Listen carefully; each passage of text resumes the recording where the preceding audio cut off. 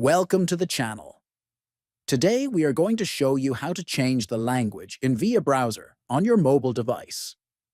If you want your browsing experience to be in a language you are comfortable with, this guide will make it simple. First, open VIA Browser on your mobile device. Next, look at the bottom right and tap on the three-line menu icon.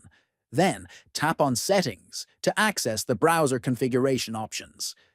Inside the Settings page, find and tap on General.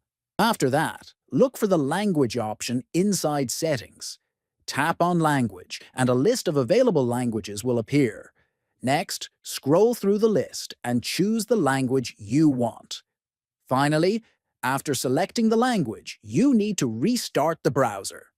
Click on Restart, and VIA Browser will reload in your chosen language. Now, your VIA Browser is fully set to the language you selected. Thanks for watching, and see you in the next video.